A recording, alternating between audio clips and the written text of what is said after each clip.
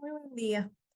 El tema de hoy es capacitación continua en intervención de maltrato y abuso sexual infantil y el tema es consecuencias psicológicas. Mi nombre es Caterina Bravo, bienvenidos nuevamente y empezamos. En nuestro índice del día de hoy ¿recuerdan las necesidades como referencia que lo vimos en el primer tema de este módulo? También vamos a recordar un poquito lo que es el modelo ecológico de Belsky relacionado al maltrato infantil, el cerebro en la palma de la mano, el ciclo del maltrato, la ruta típica del cerebro versus la ruta en alerta del cerebro, y por último, las consecuencias psicológicas. Entonces, nuestro primer PPT de este módulo fue estas necesidades físicas, biológicas, las necesidades cognitivas y las necesidades emocionales. ¿Y qué pasaba si es que alguna de estas eran vulneradas? Estaríamos hablando de maltrato infantil. Sabemos también que el maltrato infantil no es sinónimo de abuso ni de violencia. El maltrato infantil es cualquier interrupción a estas necesidades y que incluye el abuso sexual. El modelo de Belsky del maltrato nos proponía que el microsistema es la familia y que en esta familia se da distintas dinámicas, tanto funcionales como también de peligro, al encontrar al abusador dentro de este microsistema. También nos dice este modelo ecológico que, y de acuerdo a la realidad también de nuestras estadísticas que habíamos visto en el primer tema, en que el colegio también, que en este caso pertenece al exosistema, el colegio también puede ser una fuente protectora, ya que la mayor parte de las denuncias venían desde ahí, ¿no? Entonces, este modelo de Belsky nos ayuda a ver tanto los factores protectores como las amenazas, pero también las oportunidades, de acuerdo al macrosistema, para poder realizar programas de prevención o también de intervención en referencia a lo que es el maltrato infantil. Entonces, tenemos lo que es el cerebro en la palma de la mano. Y en este caso voy a tratar de mostrarme, voy a tener la pantalla un momento para que me puedan observar a mí y luego retomamos para que se continúe la presentación. Tenemos al cerebro en la palma de la mano y lo que podemos hacer, si de repente me siguen, que va a ser de repente más didáctico, digamos que mi mano y acá mi antebrazo, esto es el tronco encefálico, donde modula, digamos que lo que es la respiración, la circulación, ¿sí? Esta parte de aquí, mi palma, es la corteza cerebral y el pulgar es el sistema límbico, digamos, donde están mis emociones, también las reacciones frente a cualquier situación de estrés. Y mis deditos, que llegan justamente a la parte lo ponemos así, a la parte límbica, es la corteza prefrontal, que es la que está detrás de mi frente, ¿no? Entonces tenemos que cuando estamos en peligro en cualquier situación de estrés, resulta que está iluminado, prácticamente se activa esta parte de aquí, que es el cerebro, el famoso cerebro reptil. En este caso, todos pertenecemos a todos los animales, tenemos esto en común, ¿sí? Entonces, ¿qué es lo que pasa aquí? Que cuando estamos en cualquier amenaza, tenemos tres respuestas. Atacamos, huimos o nos quedamos paralizados. Estoy hablando de cualquier amenaza, incluyendo el abuso sexual. Y entonces me dirán, ¿dónde está la corteza cerebral? Pues en ese momento, como el cuerpo está en estado de supervivencia, solamente está activado ello. ¿Sí? Solamente está activado en esas tres respuestas, con un fin de supervivencia. Entonces, como vemos, la corteza prefrontal, esta es aquí, la que se encarga, es la que se encarga del control de emociones, es la que se encarga de mi criterio, mi moral, los valores, la planificación, está apagada. Sí, mi comunicación también, el cómo elaboro, está apagada. Solamente estoy en reacción pura.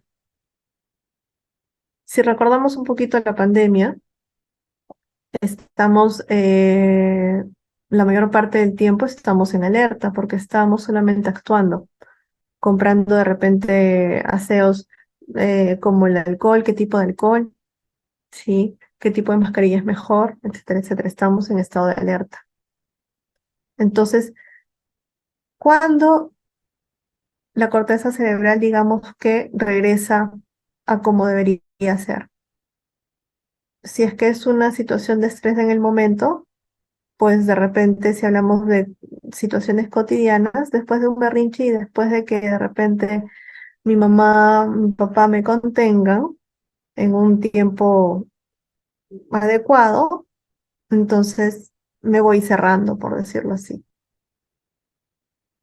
Si de repente me pongo triste porque justo me enfermé y no, como niño no puedo ir de repente a una fiesta infantil, entonces, pero después me cuidan, me engríen, son cariñosos conmigo, me validan mis emociones, entienden que estoy triste, entonces rápidamente nuevamente me regulo, pero como niño dependo de alguien para corregularme. Pero ¿qué pasa en un estado de alerta constante? ¿Qué pasa cuando hay un abuso continuo por años? El cerebro va quedándose así, destapado. Y si hablamos de niños pequeños, ¿sí? Donde está el proceso de la maduración cerebral, la plasticidad cerebral, entonces va desarrollándose en base a ello, va dando prioridad a este estado. Ahora continuamos teniendo esa referencia. Entonces, también podemos decir que el cerebro tiene otra forma de mencionarlo, es tenemos el cerebro reptiliano, que como habíamos dicho que es de la nuca para atrás, que es el tronco encefálico, que también acá están todos los instintos, como la necesidad de tener a mamá cerca cuando como bebé uno quiere lactar, cuando tengo frío como el bebé, cuando de repente estoy con cualquier situación de peligro también, ¿no? El cerebro reptiliano pertenece a todos los seres vivos. Tenemos también el cerebro emocional, ¿no? ¿Recuerdan su pulgar? Sí. Entonces tenemos el cerebro mamífero, el cerebro de las emociones, pero que también responde a qué busco de la información que estoy o de lo que estoy observando, qué busco y qué espero. Entonces, este cerebro también nos da la sensación de si mi mamá es agresiva o si mi papá es agresiva, o el sentirme rechazada o algo no está bien, ¿sí? Ese es el cerebro emocional. Y tenemos el cerebro cortical, ¿recuerdan la punta de sus dedos? ¿Sí? Es el cerebro de las típicas condiciones, ¿no? Eh,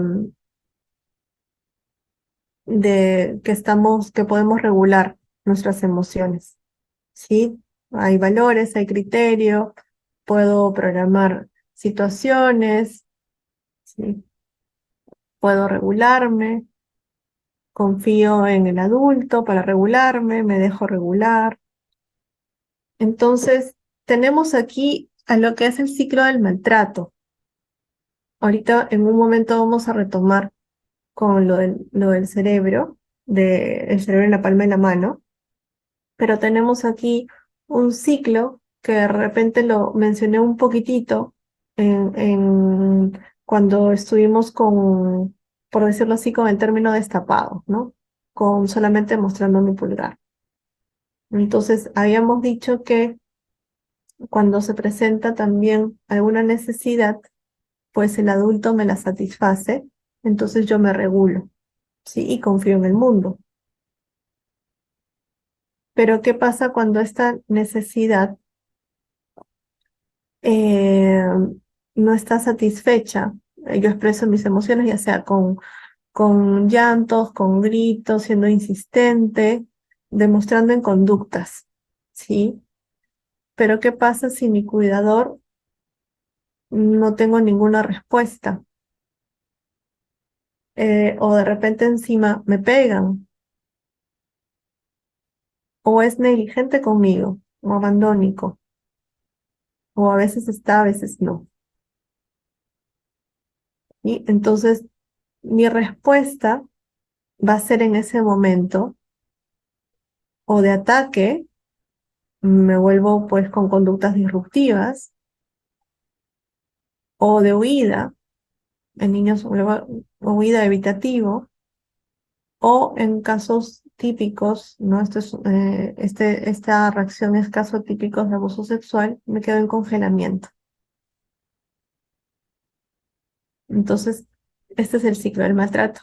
Se presenta una necesidad, expreso mis emociones como cualquier niño lo puede hacer. Por instinto voy a expresar qué es lo que necesito.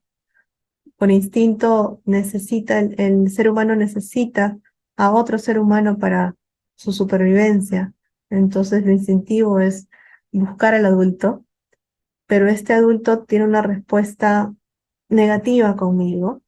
Entonces, todo mi sistema en general entra en un estado de supervivencia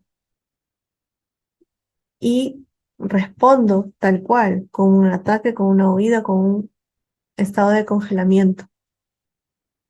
Y esto no tiene un tiempo límite, porque quien normalmente es cuando de repente me caigo o cuando estoy jugando como niño y se me cae la torre, entonces sí cuento con un adulto para regularme. Pero ¿qué pasa si el niño este, tiene estas respuestas de cuidador negligente o abusivo, ¿no? Este estado para el niño de alerta, de supervivencia, no termina, es un constante, porque como niño siempre se va a presentar una necesidad en el día a día. Es parte de su desarrollo, y los que están dentro, cuanto más pequeños son, eh, más repercusión hay, ¿no? En cómo van entendiendo el mundo. En este ciclo del maltrato, ¿cuáles serían de repente los mensajes que el niño podría estar recibiendo? No, no puedo confiar, es amenazante el mundo, es confuso. Entonces, tenemos, digamos que dos rutas en cuestión de cómo procesa el cerebro. La ruta típica de procesamiento del cerebro, que es, por ejemplo, todo lo que observamos e interpretamos del mundo a través de nuestros sentidos, pues ya sea consciente o inconscientemente, eh, lo vamos registrando. Interpretamos, observamos, vemos las diferentes opciones que podemos tener, reflexionamos sobre estas opciones, y con esta reflexión de lo que me conviene, de lo que no, de lo que descarto, de lo que me gusta, la posibilidad de elegir, tengo esta capacidad de elegir, el permiso para poder elegir, lo hago, ¿no? Evaluamos y elegimos. Esa es la ruta típica del procesamiento de un cerebro en típicas condiciones, por decirlo así, ¿no? Recibo la información, la proceso, veo todas mis opciones, las evalúo y actúo. en base a todo lo anterior. Pero ¿cómo es la ruta del cerebro en alarma? Observamos, interpretamos lo que pasa de acuerdo a mi historia de vida. ¿Recuerdan el círculo del maltrato anterior? Sí. Observamos lo que pasa, interpreto lo que estoy observando de acuerdo a mis experiencias, pero como mi sistema está en alerta, es decir, estoy destapado, mostrando mi pulgar, entonces tiendo a estar en supervivencia. Es como si estuviera en una amenaza. Todo lo que voy registrando me da la información que estoy en una amenaza. Entonces, como todo mi sistema entiende que estoy en una amenaza, me lleva directamente a actuar. Entonces, todo este proceso de evaluación, de registro, de ver todas las posibilidades que puedo tener, de conectarme con qué es lo que me conviene, lo que no, lo que me gusta, todo eso está anulado. Porque estamos en supervivencia. Las víctimas de abuso tienen esta ruta de proceso diariamente, todo el momento, porque tienen constantemente la percepción de amenazas, constante, crónica.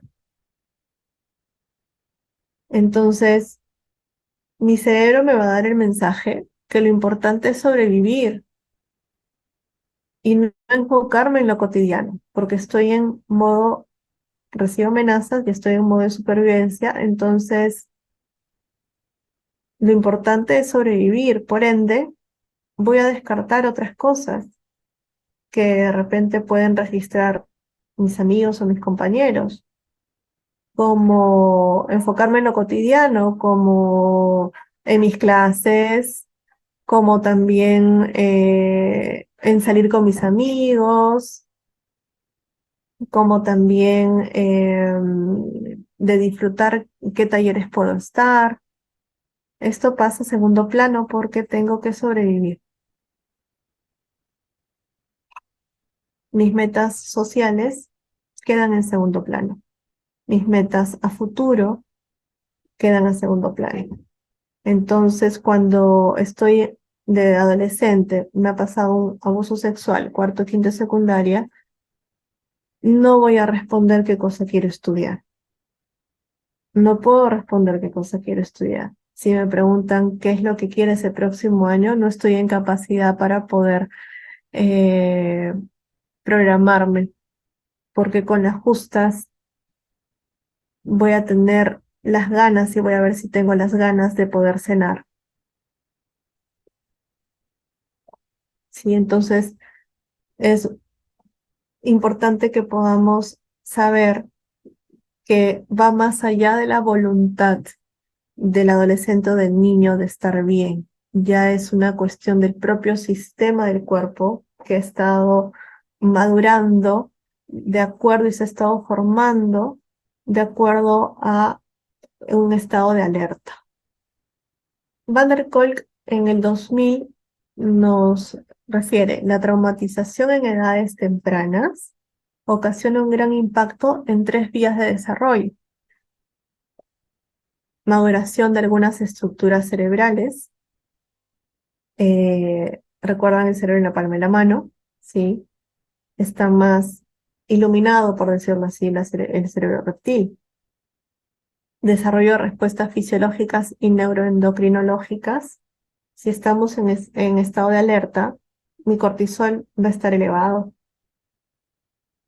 Y eso, para mí, va a ser, entre comillas, lo normal, que esté elevado. Y también, por último, el desarrollo de habilidades para coordinar cognición, respuestas emocionales y comportamentales. No voy a poder integrar situaciones porque Lo que está solamente en estado de alerta es es el sistema límbico que está en modo de reacción, más no está en estado de procesamiento de información. Por ende, voy a perder habilidades para coordinar, responder adecuadamente a situaciones sociales o comportamentales, ¿no? Entre algunas de las consecuencias tenemos que, como habíamos dicho justo hace poco, las células están en alerta, así nosotros no lo estemos, porque si es que el abuso es crónico y que no necesariamente tiene que ser un abuso sexual, sino un maltrato infantil físico, un maltrato psicológico, ¿no? Que se esté dando constantemente desde mi nacimiento o muchas veces desde la vía uterina, ¿no? Entonces, mis células se están formando de esta manera, en alerta. Entonces, mis células van a estar alerta así no lo estemos nosotros, ¿no? Es difícil narrar el hecho, la memoria está fragmentada. Eh, Acá vamos a ver también en otra clase las definiciones también específicamente de qué áreas del cerebro están disminuidas, ¿no? También como por ejemplo la materia gris, ¿no? La disociación. Eh, ¿Recuerdan la ruta de alerta, ¿no? Entonces, mi cerebro está en supervivencia, entonces como estoy solamente en modo acción, me cuesta mucho procesar la información. Entonces, lo que recuerdo de los sucesos solamente me vienen a mí como imágenes por partes, pero no tengo la capacidad de poder integrar ello, porque esa parte de mi cerebrito que era útil para integrarlo está apagado porque yo estoy en modo de defensa, ¿sí? Entonces, así, con todo ello fragmentado, tengo que seguir viviendo. Tengo que seguir yendo al colegio, tengo que seguir yendo de repente a visitas que me invitan en casa, tengo que seguir comiendo. ¿Y cómo hago para continuar? Y justamente otra de las consecuencias es la disociación, que es una herramienta que utilizan las personas con cualquier trauma, ¿no? Es una desconexión de lo que ha ocurrido, pero es una herramienta para poder continuar. Por ende, sucede el bajo rendimiento escolar. No, como habíamos comentado, ¿no? No es mi prioridad. Mi prioridad es la supervivencia, ¿no? Entonces, cualquier situación que se parezca a alguna ropa que observo, algún ademán de alguno de mis compañeros, algún lugar conocido, alguna música que puedo escuchar, cualquier situación en cualquier momento donde yo esté, me va a conectar con el abuso, porque está mi cerebro atento a que no me vuelva a pasar o a que algo puede volver a pasarme. Entonces no voy a tener toda mi atención y concentración está ahí. Entonces no voy a estar en lo cotidiano, que es la atención también a mi día a día en el colegio, ¿no? De igual manera detrás, los procesos neurológicos también lo vamos a tener, lo que está detrás de lo que está abajo de lo que estoy hablando, lo va a mencionar también en otro momento el otro Gonzalo. Por último, también, como no puedo procesar esta información, porque me vienen pues las imágenes constantes, ¿no? O pesadillas, entonces mi forma de procesar es actuar. Mi cuerpo necesita sacar y lo actúo, ¿no? Porque no lo puedo narrar, porque estoy también desconectada. Entonces lo actúo porque tengo que descargar. Y es una forma de aliviar el sistema. Otra forma de aliviar son las autolesiones, la anorexia, la adicción, que son herramientas que utilizan los niños con maltrato son estrategias para poder de repente tratar de continuar. Tenemos que también alguna de las consecuencias que es en niños menores de 2 años son problemas a nivel sensoriomotor, ¿no? Justamente es una etapa donde el niño a través de su cuerpo está procesando lo que es el mundo, ¿no? Entonces, ¿qué es una caricia a través de mi cuerpo, de mi mamá? ¿Qué es lo rico que es estar en sus brazos? Esa sensación de seguridad. Eh, ¿Qué es de repente cuando me caigo y me duele algo? ¿Cómo es la respuesta? ¿Cómo lo siento? ¿Cómo es la parte del dolor y después del alivio? Entonces, justamente es la misma formación del desarrollo del niño, ¿no? Entonces, justamente menos de los 2 años todo el área sensorimotor es tan importante, justamente es una de las que están afectadas. También tenemos como consecuencias el problema en el apego en el futuro, ¿no? Si mi principal figura de apego, que es mi madre o mi padre o mi tío o alguien de confianza, me ha traicionado, ¿cómo volver a confiar? Y entonces, normalmente los pacientes de abuso, al ser nosotros o a presentarnos como una figura de apego segura, ¿no? Es bastante importante, pero es un trabajo largo. No es cuestión de unos meses o un año, es un trabajo largo. Por esta también incongruencia que han recibido los chicos. Entonces también me va a costar mucho regularme, ¿no? Eh, porque de todas maneras, de acuerdo también a la edad, ¿no? Escapa de mis manos, escapa de mi propia decisión el poder regularme porque ya todo mi sistema está activo. Entonces no es algo de voluntad, no es algo de decisión, ya va más allá, ya es todo mi sistema nervioso central, todo el sistema límbico está en alerta. Entonces, por eso es que es en algún momento la medicación importante, ¿no? Es un trabajo en conjunto. Y por último, también se menciona, ¿no? Que también se han descubierto también los genes de tendencia a la violencia, ¿no? Y también, pero también por otro lado, a la resiliencia, ¿no? Sino que es importante también poder aprovechar de ello, ¿no? Con las figuras o con los agentes de posibles agentes resilientes, ¿no? Por ello es que también es una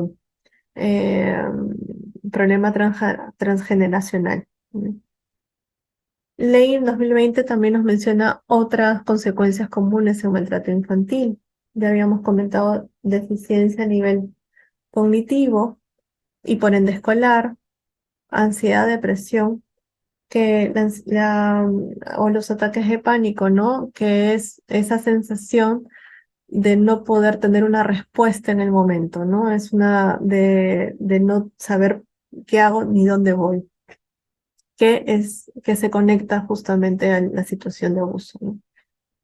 Em, la depresión también, sobre todo cuando veo que esta figura de apego me ha traicionado y también podemos relacionarlo a qué pasó cuando avisé a mi familia, lo que me pasó, me creyeron.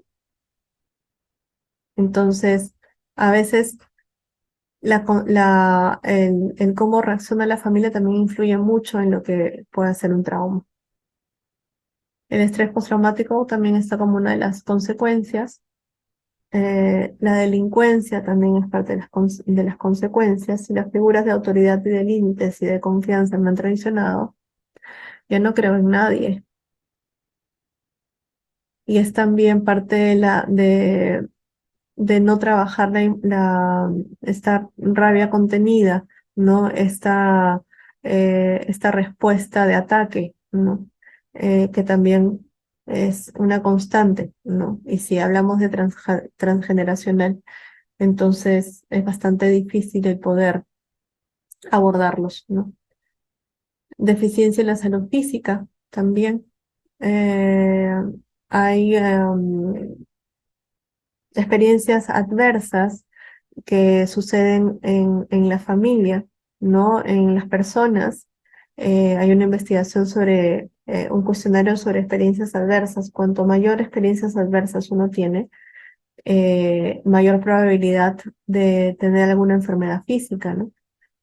Como un problema cardiológico también, como una enfermedad crónica, ¿no? Entonces, estas situaciones de repente de malas experiencias pueden ser padres de repente alcohólicos, algún accidente previo, un problema de salud propio, el propio abuso también anteriormente, ¿no? Alguna mudanza también importante, alguna pérdida de una familia, algún duelo no resuelto, eh, algún situación de repente de desastre natural, ¿no? Son situaciones de crisis que anteriormente uno ha pasado que sumados al abuso sexual, pues llevan y nos dan una mayor alta probabilidad para que tengamos algún problema o una enfermedad física más adelante de adultos, ¿no? Una baja calidad de vida, recuerdan que estamos enfocados en la supervivencia, entonces no voy a estar enfocándome en mi cuidado. Habíamos hablado también sobre menos sustancia gris, ¿no? La corteza cerebral como que está apagada, entonces vemos que el sistema límbico está en alerta. Entonces, esto es lo que se desarrolla, digamos, que más causando consecuencias también en otras áreas del cerebro, que eso también lo tenemos específicamente en otro tema, ¿no? Desarrollado en otro tema, en otro curso. Y problemas también en lo que es la memoria, la atención, el lenguaje, la regulación emocional y las funciones ejecutivas, ¿no? Todo ello está relacionado a lo que es la corteza prefrontal. Es bastante difícil agrupar las consecuencias por tipo de abuso. De igual manera, es bastante difícil crear un síndrome del maltrato, incluyendo lo físico, lo emocional, lo cognitivo, ¿no? Porque cada persona tiene diferentes características, diferentes factores protectores y factores de riesgo, ¿no? Pero se ha tratado de poder agrupar de acuerdo a la bibliografía y dar algunos alcances, ¿no? Y tratar de, por medios pedagógicos, poderlo presentarlo de esta manera. Consecuencias de castigo físico tenemos la agresividad, las conductas desadaptativas, la mala relación de padre-hijo y problemas de conducta, ¿no? Tenemos aquí algunas consecuencias exclusivamente del abuso sexual, podríamos decirlo así, como la depresión, las alteraciones en el desarrollo, el estrés postraumático, la baja autoestima, la pobre concentración, comportamiento sexual inapropiado, trastornos de alimentación, comportamiento antisocial, dificultades en la formación del apego, alteraciones de desarrollo como habíamos comentado, ¿no? Todas que en su momento, en el momento del abuso, fueron estrategias que el niño tuvo para sobrevivir, pues al no ser abordadas, esto se va volviendo cada vez mayor intenso y también muchos en trastornos, ¿no? Muchos terminan en trastornos. Por último, en nuestras conclusiones tenemos cuanto menor es el niño, de acuerdo a todo lo que hemos visto, cuanto menor es el niño, mayor repercusión existe, no solamente a nivel emocional y conductual, sobre todo a nivel del sistema nervioso central. Los efectos del maltrato hacia el niño son negativos a mediano y a largo plazo. Por ende, el tratamiento, el acompañamiento terapéutico es a largo plazo, Es importante también tomar en cuenta en qué edad de desarrollo se dio, para ver en esos momentos cuáles son sus factores protectores de riesgo y también sus competencias, también y fortalecer las que en ese momento estén surgiendo. Hay una mayor vulnerabilidad en el desarrollo de síntomas depresivos y ansiosos en la edad adulta, ¿no? Mencionan que en el 2040 la depresión va a ser la segunda causa de fallecimiento, ¿no? Entonces, hay mucho por trabajar.